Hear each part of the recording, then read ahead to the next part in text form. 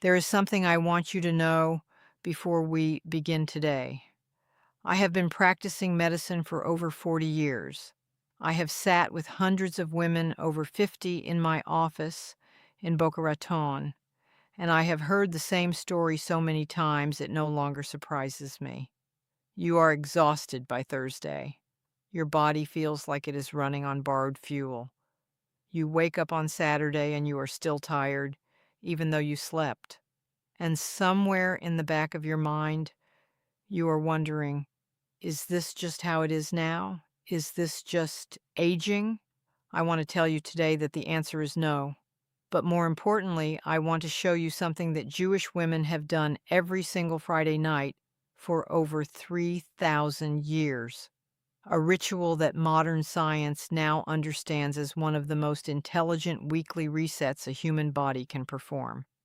And the remarkable thing is that my grandmother Rachel taught it to me as naturally as breathing. She did not call it a reset.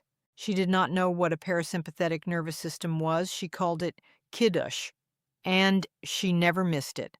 Not once in the 77 years I knew her. My name is Dr. Sarah Levine. I trained at Hebrew University of Jerusalem, at Hadassah Medical School, and I have spent 4 decades combining preventive medicine with the ancestral wisdom that Jewish women have carried quietly through the generations. Today, I want to share one of the most powerful of the 7 Jewish laws of longevity, a law that has been practiced in millions of homes every Friday night at sundown, and that most of the women I work with have never understood as the biological tool it actually is. By the end of this teaching, I will share something my grandmother only told me when I was old enough to understand why it mattered. Stay with me until then. This is law number 1 of the 7 laws, the law of sacred rest. And it begins with a cup. I grew up in 2 worlds, Tel Aviv and Brooklyn, and in both of them, Friday evening meant the same thing. The week stopped completely. My grandmother Rachel, who had lived through things I will not speak about lightly, who had walked out of Łódź, Poland, with almost nothing, had a ceremony she performed every single Friday night with a stillness that I only understood much later was not merely religious, it was biological. She would light the candles, she would lower her eyes, she would cover them with her hands and say a blessing. And then she would lift a cup of deep red grape juice, because Rachel did not drink wine after a certain age, and she would say the kiddush, the blessing over the fruit of the vine. And the entire energy of the room shifted. I watched this ritual hundreds of times as a child. I thought I was watching religion. I was actually watching medicine. When I was 45 years old, I hit a wall. I was a physician.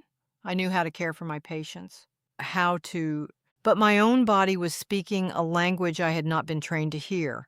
Chronic fatigue that coffee could not touch. A mental fog that arrived around 3 in the afternoon and stayed.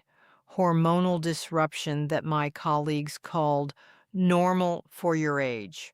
I knew something was wrong that was not on any of my lab reports. One evening, I opened my grandmother Rachel's notebooks she had kept in Yiddish, in a script so small and careful that I needed a magnifying glass to read them. And I began to understand what she had been doing all those years. She had a system. It was not a collection of tips. It was a system of 7 practices that she applied as religiously as she kept Shabbat. And the first practice, the foundation of everything else, was this weekly reset. The sacred pause at sunset on Friday, the cup of grape juice, the blessing said out loud, the deliberate setting down of the week. Before we go further, I want you to do something. Type in the comments right now, I deserve 1 hour of sacred rest each week. Just those 8 words. Because what I am about to teach you only works when you believe at the level of the body that you are allowed to stop. Now let me tell you what is actually happening inside you right now in the year 2025 that makes this ancient practice more necessary than at any moment in history. According to a 2024 report from the American Psychological Association, women between the ages of 45 and 65 report the highest sustained stress levels of any demographic group in the United States.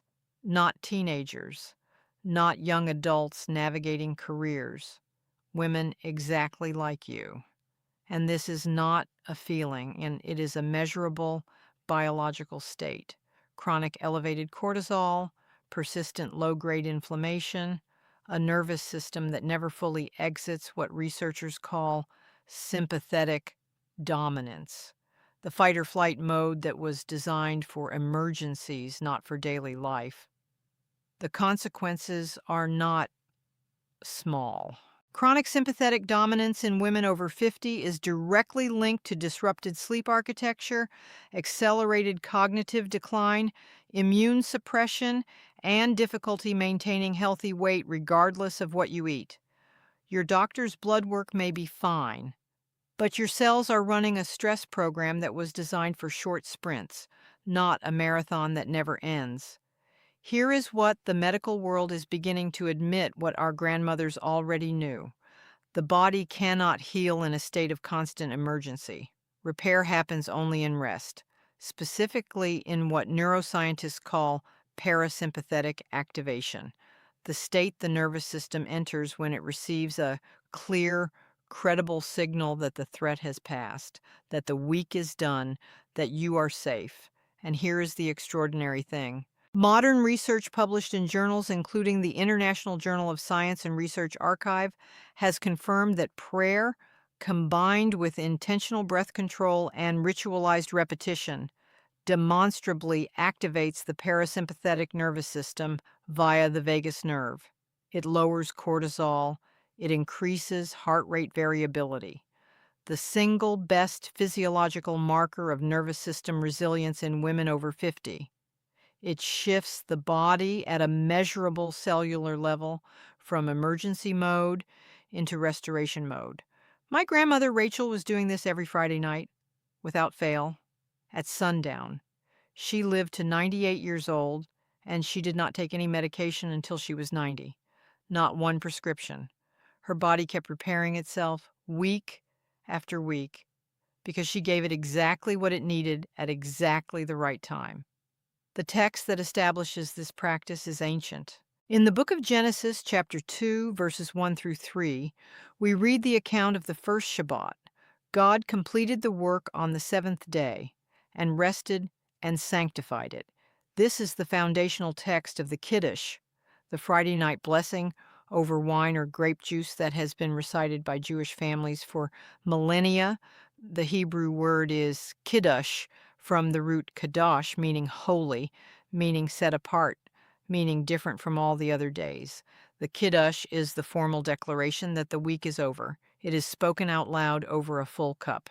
It is heard by your nervous system before your mind has fully registered what is happening.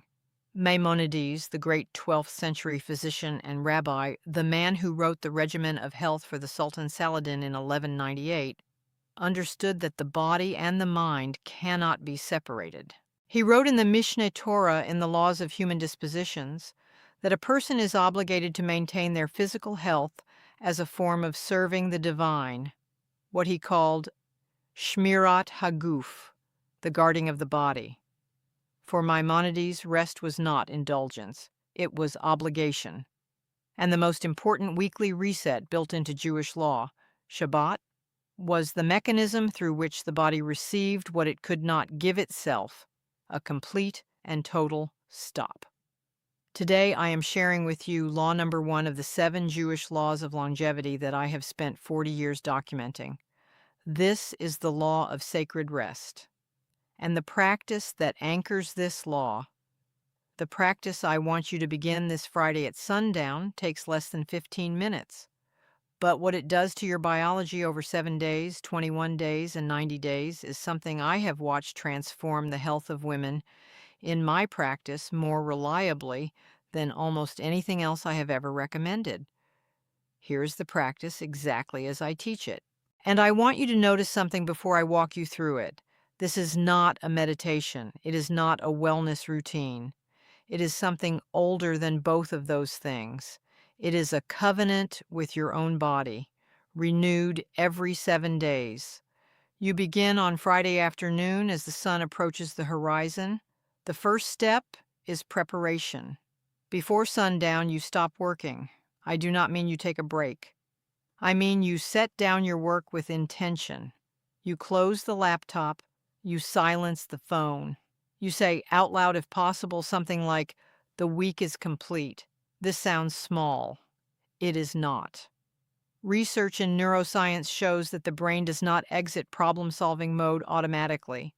It requires a clear signal. A deliberate verbal declaration of completion begins the cascade. It tells your hypothalamus to start signaling the adrenals to lower cortisol output. You are not just being poetic. You are issuing a physiological command. The second step is the candles. Even if you have never lit Shabbat candles in your life, I want you to try this. Light 2 candles. Cover your eyes with your hands. Breathe in slowly and breathe out. The candles are not decorative. The act of covering your eyes, shutting out the visual field that has been demanding your attention all week, is a powerful sensory interruption. The brain, momentarily deprived of its dominant input channel, quiets. Researchers at the 2024 International Conference on Neurological Sciences documented that even brief periods of voluntary darkness, combined with intentional breathing, produce measurable reductions in sympathetic nervous system activation within 60 to 90 seconds. The third step is the cup. Pour a cup of dark grape juice. I'm going to talk about this in a moment in detail because what is in that cup is more important than most people realize. Hold the cup in both hands. Feel the weight of it. This matters physiologically. The hands are rich in proprioceptive nerve endings, and holding something with weight and warmth engages the sensory nervous system in a way that anchors you to the present moment. Your body cannot be simultaneously in the future, where worry lives, and in the present. The fourth step is the blessing. You do not need to say it in Hebrew. You do not need to be Jewish. The words of the Kiddush are a declaration of sanctification. Blessed are you, our Creator, who creates the fruit of the vine. What you are saying in the most elemental biological language is this: what is in this cup is sacred. This moment is sacred. I am pausing to receive it. Research consistently demonstrates that spoken blessing, vocalization combined with intentional attention, activates the vagal parasympathetic pathway more powerfully than silent meditation alone. The vibration in the throat stimulates the vagus nerve directly. My grandmother knew this as ritual. Science now calls it vagal tone activation. The fifth step is the drinking, and here's where the science becomes remarkable. You are holding a cup of dark grape juice, and inside that cup is something that Jewish tradition has carried across 3,000 years, that modern biochemistry has spent the last 3 decades trying to fully understand, a class of compounds called polyphenols. Specifically in dark Concord or red grape juice, you have resveratrol, quercetin, catechins, and anthocyanins. A systematic review published in PubMed has confirmed that grape and grape-derived polyphenols can modulate gut microbiota composition, increasing the population of beneficial bacteria, including lactobacillus and bifidobacterium, while suppressing pathogenic strains. Researchers at King's College London found that even occasional consumption of red wine polyphenols and grape juice contains these same compounds without the alcohol was sufficient to positively alter the gut microbiome. A study published in Nutrition Journal showed that grape-derived products significantly improved antioxidant biomarkers in human subjects. Researchers at the University of Queensland have also documented that resveratrol, one of the primary polyphenols in dark grape juice, activates what are called sirtuins, proteins that have been dubbed the longevity genes. Sirtuins regulate cellular repair, reduce inflammation, and are directly linked to the kind of biological aging that determines not just how long you live, but how well you live. They are activated by caloric restriction and by specific plant compounds. One small cup of dark grape juice, drunk slowly and with intention, delivers a meaningful dose of these compounds to your system. But I want to tell you something about how you drink it. One of the most important findings in this research from the University of Queensland, published in the journal Alcoholism, Clinical and Experimental Research, is that resveratrol absorbed through the mucous membranes of the mouth can result in blood levels up to 100 times higher than resveratrol that is simply swallowed. Which means the tradition of saying a blessing before drinking, of holding the liquid in the mouth, of not simply gulping it, is not ceremony. It is a delivery mechanism. My grandmother sipped her Kiddush cup slowly. She always had. She never read a study about oral absorption of polyphenols. She did not need to. The sixth step, and this is the step most people skip entirely, is the meal that follows. Shabbat dinner is not incidental. The law of Kiddush requires specifically that the blessing be recited where the meal will be eaten, and that the meal immediately follow. This is not coincidence. This is understanding encoded in religious law 2,000 years ago that the body absorbs nutrients most efficiently when it is in a parasympathetic state. Digestion is a parasympathetic process. When you eat in a state of stress, with cortisol elevated, digestive enzyme production is suppressed, gut motility is altered, and the microbiome is disrupted. When you eat after a genuine ritual of sacred pause, candles, blessing, cup, deep breath, your body is in a state of metabolic receptivity that is simply not available any other time of the week for most modern women. This is why the women in my practice who began this single practice, one Friday evening ritual, done consistently, began reporting within 3 weeks that their digestion had improved. Their sleep on Friday and Saturday nights was different, deeper, more restorative. Several reported waking on Saturday morning feeling genuinely rested for the first time in years. They thought it was the grape juice. The grape juice was part of it, but it was the signal the grape juice was embedded in, the parasympathetic cascade triggered by the ritual as a whole. Now, toward the end of this teaching, I want to share something that my grandmother Rachel told me only once privately in her kitchen in Brooklyn when I was in my 40s and she was already past 90. She said, "Sarah, the cup is not the medicine. The stopping is the medicine. The cup is just the reason to stop." And then she said something that I did not fully understand until I began reading the research 20 years later. She said, "A woman who stops every week teaches her body that stopping is possible. A woman who never stops teaches her body that there is no rest coming. And a body that believes no rest is coming will use everything it has just to keep going. There will be nothing left for growing." I have thought about those words hundreds of times in the decades since she said them. Because what she was describing, a body that believes no rest is coming, is what the research literature now calls HPA axis dysregulation, the hypothalamic pituitary adrenal axis, the system that governs your stress response and your hormonal balance. When it is chronically activated without regular intervals of genuine recovery, it stops responding normally. Cortisol rhythms flatten. The body loses its capacity to distinguish between the emergency and the everyday. And from that state, everything else begins to deteriorate: sleep, mood, memory, metabolism, immune function, even cellular repair. The Jewish calendar has known this for millennia. Shabbat comes every 7 days without exception, not every 10 days when you feel like it, not when your schedule permits, every 7 days. This is the rhythm that the body requires. 7 is not arbitrary in the Jewish tradition. 7 is the number of completion. The 7 days of creation end in Shabbat, in rest, in restoration.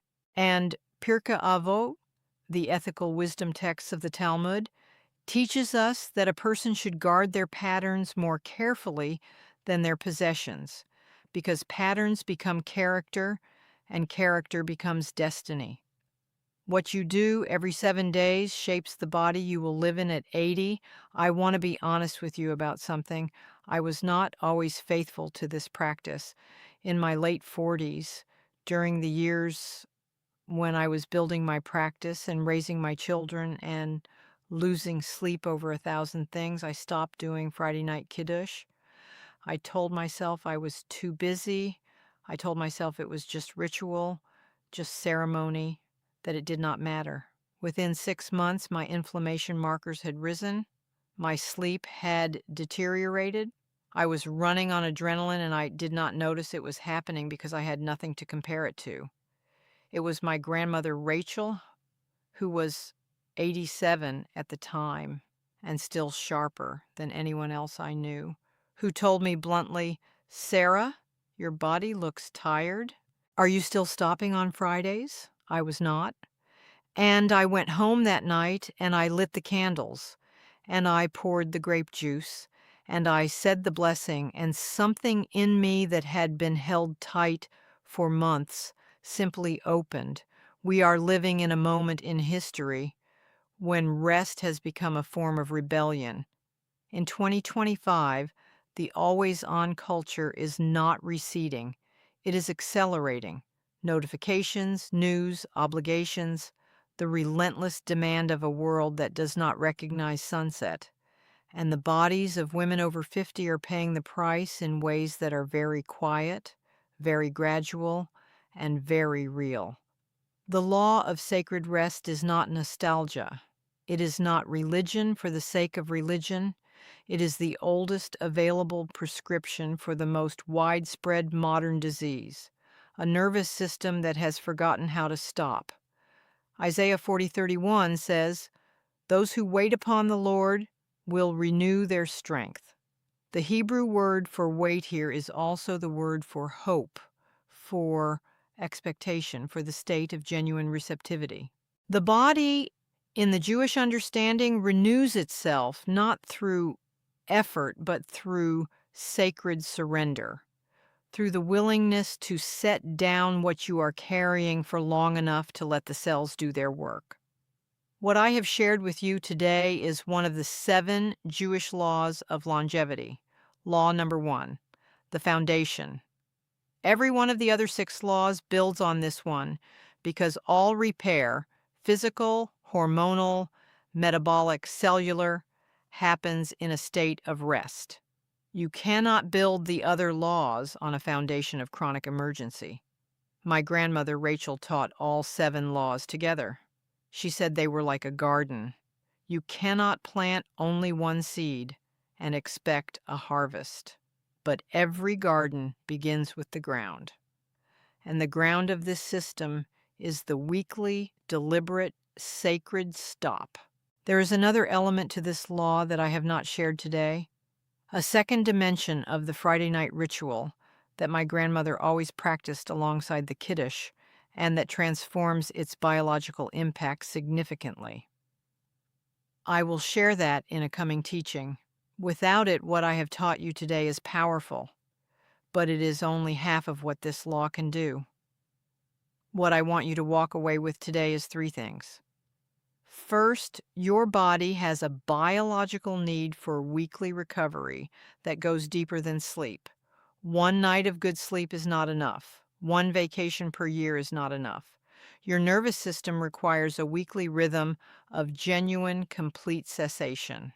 Second, the Friday night kiddush, the candles, the blessing, the cup of dark grape juice drunk slowly with intention, is not a religious observance dressed up as health advice. It is a 3,000-year-old protocol for activating the parasympathetic nervous system, delivering polyphenol compounds to the body's most bioavailable absorption site, and signaling the gut microbiome to shift into a restorative state. Third, consistency matters more than intensity.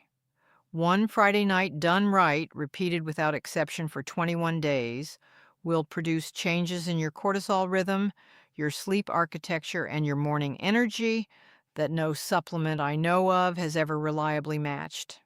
In our tradition, the body is not yours to neglect. The Tselem Elohim, the image of the divine, is not a metaphor about the soul. It is a teaching about the flesh you live in. Maimonides said that a person who destroys their health through neglect has violated a sacred trust. And I believe this with the same certainty I bring to medicine. When you stop every Friday at sundown, light the candles, hold the cup, say the blessing, and eat with your people, you are not performing ceremony. You are practicing the oldest form of preventive medicine in the recorded history of the human body. You have the knowledge now. That means you have the responsibility, not to yourself alone, but to the women who come after you, your daughters, your granddaughters, whoever is watching how you age and learning from it what is possible. In my next teaching, I will share another of the 7 laws, one that most women over 50 have been doing exactly backwards without realizing it. It concerns something you do every single morning in the first 12 minutes after you wake up. What you do in those 12 minutes either works with your biology or actively against it. Almost every woman I have asked does it the wrong way. I will explain what it is and exactly how to change it. Subscribe and turn on your notifications so you do not miss it. If today's teaching touched something in you, please share it with a woman you love. The Kiddush cup is meant to be passed. The wisdom that comes with it is meant to travel. Until next time, l'chaim, to life.